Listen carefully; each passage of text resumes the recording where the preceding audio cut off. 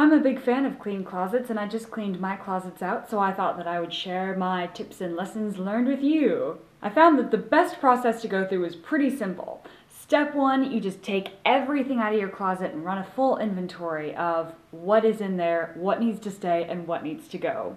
When you're going through the things that you've pulled out of your closet and trying to decide what you should keep and what you should donate or throw away or recycle, what you should ask yourself is, when have I last worn this thing? Is this thing flattering if it's a piece of clothing? Or when have I last used this thing? Or do I still need this? Can someone else use this? It's pretty easy to go through and determine pretty fairly what you should hold on to and what you should let go of. While you'll probably come up with a lot of things that you're ready to let go of, there will probably be many things you don't want to let go of. For those things, I recommend having one specific box that you put everything into, and only allowing that box to be the one place where you hold on to unnecessary things. So yes, you can keep things, but only a very limited amount. Anything that doesn't fit in the box has to go. So you can regularly edit and switch things out, but you can only keep a certain amount of excess stuff. This just puts a safe, good limit on everything. Now, before you start putting the things that you're going to keep back into your closet, it's time to just clean your closet out. Vacuum it, wipe things down with a wet cloth, dust it, and make sure that before you put everything back in, you're putting them into a nice clean space. Now, once you put things back into your closet, once it's nice and clean, you want to do so in a very organized manner. The easiest way to organize your closet is to keep all the things that you regularly use in the front, easy to access. So in my closet, I have all of my coats in the very front, I have Pilates equipment in the very front and important documents, and all of the other things like seasonal items, costumes, an old chandelier are sitting way up in higher levels of my closet. As you set up your organization system, I also recommend that you make it pretty.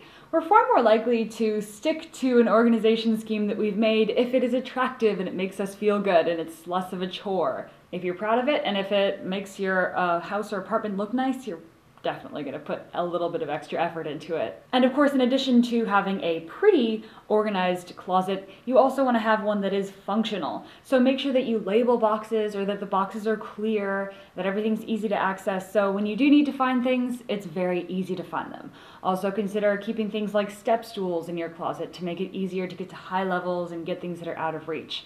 One problem with disorganized closets is that it's hard to reach certain things. You forget that they're there. It becomes a hassle to put things away properly. And as long as it's easy to access things, take things out, and put them away, you're more likely to stick to your system. And of course, that's my final tip about keeping closets organized. You need to stay disciplined with that organization. So if you go through the effort of organizing your closet, try to also go through the effort of regularly keeping your closet organized. Don't fall into a bad rut of putting things all on the floor or letting things accumulate. Just always put things away. And if you have a nice, organized, beautiful, easy to access system, you're more likely to do that anyway. But no matter what, it's going to take some discipline.